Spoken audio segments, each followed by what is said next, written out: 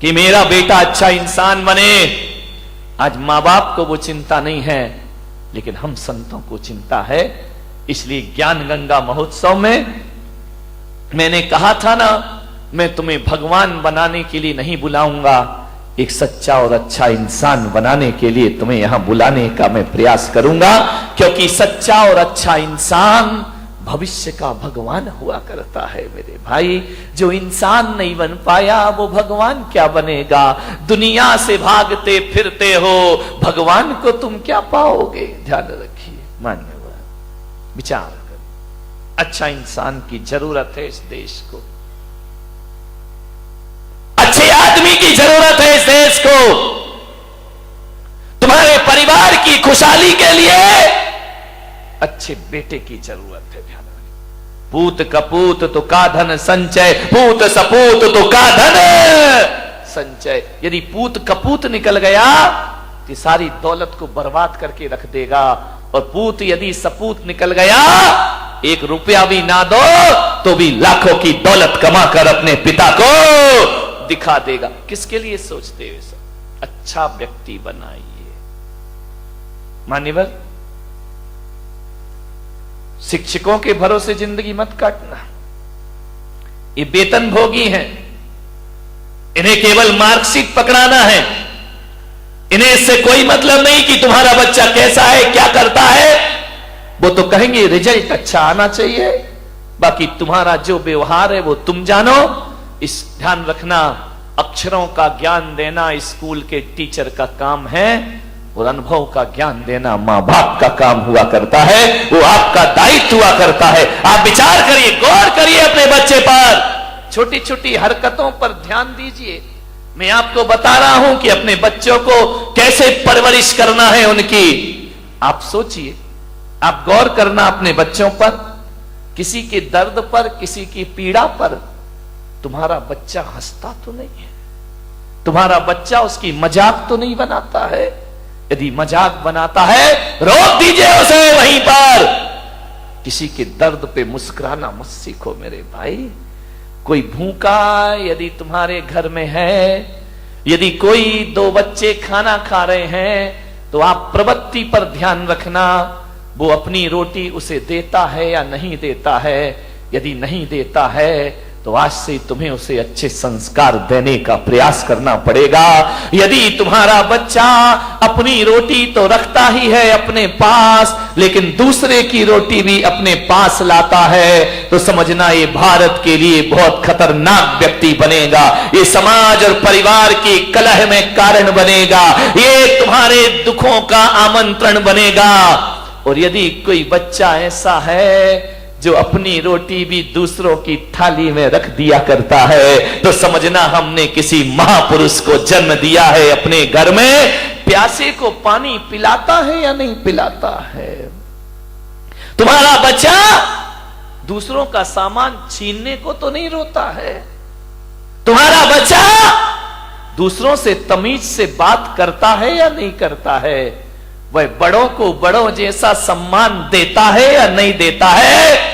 आज तो छोटा है तो लाड़ प्यार में आपको बड़ा अच्छा लगता है, लेकिन कल जब ये बड़ा हो जाएगा तुम्हारे लिए खतरा बन करके खड़ा हो जाएगा। ध्यान रखिए, आज अच्छा लगता है।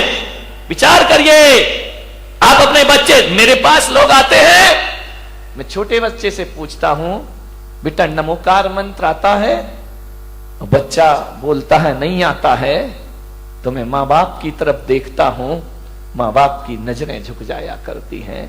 मैं कहता हूं कि बेटा 24 तीर्थंकरों के नाम आते हैं, बच्चे को नहीं आते हैं। उससे मैं पता लगा लेता हूं ये घर संस्कारित है या नहीं है, ये घर धार्मिक है या नहीं है। आपके घरों में जब मैं आहार लेने जाता हूं, अभी तो नहीं गया बारामती में किसी के यहां, जाऊंगा, चिंता मत करो, सबके घर में रेट पड़ेगी। ध्यान रखना, सबके घर में ध्यान रखना, जांच बैठेगी।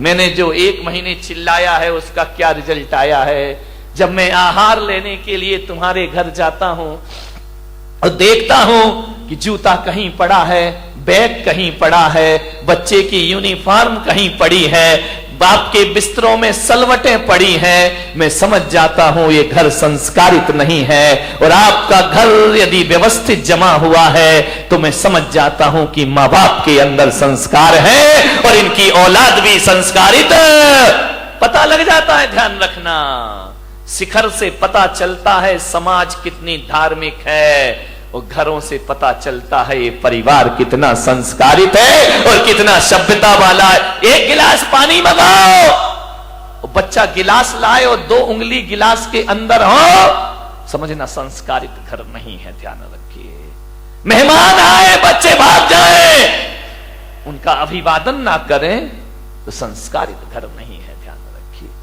आपकी पूजा पाठ से मैं पता कर लेता हूं। चौके में पूजा होती है, आहार के पहले थाली भरी है, 4-4 दाने चढ़ा रहा है, भरी थाली चढ़ाया नहीं जा रहा है, तो इसका मतलब ये समझो कि इसकी वृत्ति कंजूस की वृत्ति है। ये आदमी उदार भावों से पूजा नहीं करता है, ये आस्था भाव से पूजा नहीं करता है। चरण प्रक्षालन करते हो, जग भर के पानी लाते हो, 2 बूंद डालते हो, जग वापस ले, क्यों वापस ले जा रहे भाई? नल नहीं आ रहे क्या तुम्हारे यहां, या सूखा पड़ा है या पानी नहीं है? अरे कुछ दिन तो ऐसा हो जाएगा यदि ये प्रवृत्ति चलती रही तो अगली बार तो आदमी आई ड्रॉप लाएगा, 2 ड्रॉप डालेगा, तेरे चरणों की धूल बाबा चंदन गुलाल। ये प्रवृत्तियां हैं, आहार में आपकी प्रवृत्ति देखी जाती है। ध्यान रखना, कैसे दे रहे हैं आप, दाल कैसे दे रहे हैं आप, सब्जी कैसे दे रहे हैं। ध्यान रखना, कंजूसों के हाथ से छूटता नहीं है, और जो उदार होता है वो उदार वृत्ति से महाराज और ग्रहण करिए और ली। खाना महाराज तो उतना ही लेंगे जितना उन्हें लेना है, लेकिन उससे आपकी प्रवृत्तियां पता चल जाएंगी। 4 महिलाएं सुबह से काम कर रही हैं मन चौके में, एक ऐसी आएगी, एक धक्का इधर दिया, एक धक्का उधर दिया, आगे खड़ी, काम आम कुछ करना नहीं है, समझना ये झगड़ालू औरत है। ध्यान रखना, ये नेतागिरी ज्यादा जानती है, ये राजनीति ज्यादा जानती है, काम कोई कर रहा, नाम खुद कमा रही है, ये राजनेता होते हैं। ध्यान रखना, ये कल्याण नहीं करे, ये कोई खुशहाल जीवन नहीं बना सकते हैं अपना। कई ऐसे होते हैं बिल्कुल शांत रहते हैं, काम भी करते हैं लेकिन आवाज नहीं किया करते हैं, चुपचाप शांत खड़े हैं, सुबह से मेहनत करते हैं लेकिन कोई धक्का नहीं मारते हैं। कोई आहार देता है तो आइए आप दीजिए, हम बाद में दे लेंगे, समझना वो संस्कारित आदमी है, वो सभ्यता वाला घर हुआ करता है। ध्यान रखिए, मान्यवर, सोचना है आपको, विचार करना है आपको, आपकी इन क्रियाओं से आपके संस्कारों का पता चलता है। ध्यान रखिए, आप कैसे घर के हैं, आपकी मान मर्यादाएं कैसी हैं। आऊंगा मैं अभी तुम्हारे घरों में पर्यूषण के बाद, सबको रिजल्ट देने के लिए कि तुम क्या कैसे हो, तुम पंडाल में कैसे दिख रहे हो, घर में पता पड़ेगा कि तुम्हारी जिंदगी क्या हुआ करती है। पंडाल में तो सब सज धज के बैठे हैं मजे से टिप टाप। यदि इतने लोग सुधर जाएं तो मोदी को इतनी मेहनत काहे को करना पड़े मेरे भाई, देश का कल्याण कब का हो जाएगा। ध्यान रखिए, संस्कारों का। मैं ब्रह्मचारी था अहमदाबाद में, 93 की बात है। मैं एक के घर में भोजन के लिए गया, उन्होंने कहा ब्रह्मचारी जी पधारिए, भोजन ग्रहण करिए। मुझे बिठाया गया, मां रोटी बना रही थी। अब ब्रह्मचारी को तो 1-2 ही लोग देते हैं, महाराज थोड़ी है कि लाइन लग रही है। मां रोटी सेक रही है, बेटी से कहा ब्रह्मचारी जी को भोजन परोसो। बेटी ने भोजन परोसा मेरी थाली में। नमक रखने का समय आया और जैसे ही बच्ची ने नमक रखा, मां की निगाह पड़ी, उसने एक बेलन उसके हाथ में मारा, लड़की का हाथ झंझना गया। मैंने कहा भाई ये क्या बात है, ये मैं भोजन कर रहा हूं कि यहां तो महाभारत चल रही है। फट से लड़की कुछ ना बोली, ना लड़की रोई, ना लड़की चीखी, कुछ नहीं, चुपचाप रही। उसने व्यवस्था बदल दी। आहार के बाद मैंने पूछा, मेरा तो मौन था, मैंने कहा मैं आपके यहां भोजन को आया, आपकी लड़की इतने प्यार से परोस रही थी, आपने उसे बेलन क्यों मार दिया?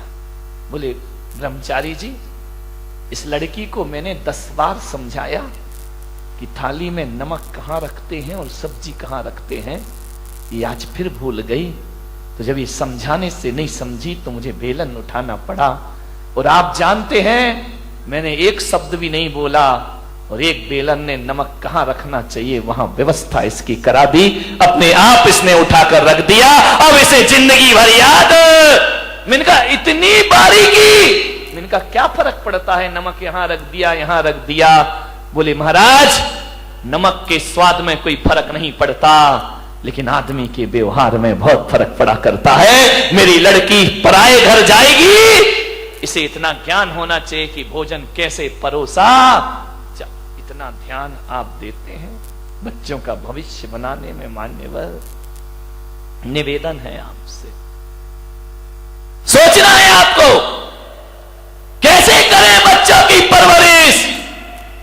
एक लड़की की शादी होना थी, अमीर आदमी, करोड़पति, अरबपति, किसी पैसे की कमी नहीं, 20 नौकर चाकर जिसके घर में, एक करोड़पति के घर में एक आदमी अपने लड़के के लिए लड़की देखने गया। और जैसे ही गया बड़ा स्वागत हुआ, कालीन बिछाए गए, गुलाब जल से स्वागत हुआ। आइए अभिनंदन है, आपका स्वागत है, पधारिए। बहुत स्वागत हुआ। डाइनिंग टेबल पर इतनी प्लेट लगी कि लड़के का बाप देखकर हैरान हो गया कि इनके घर में ऐसा भोजन हुआ करता है, बड़ा स्वागत सत्कार। लड़के हर चीज में, नौकर खड़े हुए हैं, पानी लेकर नौकर खड़े, अटैची उठाने के लिए नौकर खड़े, कार का दरवाजा खोलने के लिए नौकर खड़े। बड़ा स्वागत हुआ। लड़की के पिता ने कहा तो भाई साहब रिश्ता पक्का समझूं। लड़के के पिता ने कहा घर जाके जवाब दूंगा। अरे बोले क्या पसंद नहीं आया? मेरी लड़की पढ़ी है, लिखी है, खूबसूरत है, इतनी सुंदर है, पढ़ाई लिखाई में टॉपर है। उसने कहा ठीक है, जवाब घर जाके दूंगा। 8 दिन बीते, 10 दिन बीते, 1 महीना बीता, कोई जवाब नहीं। लड़की के पिता का फोन गया, भाई साहब आपने कुछ जवाब नहीं दिया, हां या ना में जवाब दो, क्या कमी है मेरे घर में? लड़के के पिता ने कहा कि भाई साहब मुझे क्षमा करना, यदि मैंने महीने भर जवाब नहीं दिया तो इसका मतलब है मैं तुम्हारे घर में रिश्ता नहीं करना चाहता हूं, लेकिन जब आप मजबूर कर रहे हैं तो मैं कहता हूं कि ये रिश्ता मुझे मंजूर नहीं है। अरे क्या कमी रह गई? मेरी लड़की पढ़ी लिखी है। बोले बेशक कोई दिक्कत की बात नहीं है, मेरी लड़की, बोले आपकी लड़की बहुत सुंदर है। सुंदरता तो बहुत है उस लड़की में। मेरे घर में पैसों की कमी नहीं, कितना पैसा चाहिए आपको? लड़के के पिता ने कहा मैं अपने बेटे को बेचता नहीं हूं पैसों में, मेरा बेटा बड़ा योग्य है, सुशील है। और रही दौलत की बात, तो दौलत की कमी तो मेरे घर में भी नहीं है। यदि ये करोड़पति के घर रिश्ता लेके पहुंचा था तो मैं कोई खाकपति तो नहीं होऊंगा ना मेरे भाई, मेरे पास भी पैसा है। तो उसने कहा भाई साहब जरा ये बता दो ऐसी कौन सी बात है जिससे आप शादी नहीं कर रहे? बोले बस एक बात मेरे सीने में चुभी है, इसलिए मैं तुम्हारी बेटी से शादी अपने लड़के की नहीं करूंगा। बोले कौन सी बात चुभी है? बोले जहां पानी भी नौकरों के द्वारा परोसा जाता हो, जहां भोजन भी नौकरों के द्वारा परोसा जाता हो, जहां सब व्यवस्थाएं नौकरों के द्वारा होती हो, अरे उस घर की लड़की लाके मैं अपने घर को बर्बाद नहीं करना चाहता हूं। अरे मुझे तो वो लड़की चाहिए जो अपने हाथ से खाना बनाना जानती हो और अपने हाथ से अपने द्वारा लोगों का अभिवादन करना जानती हो।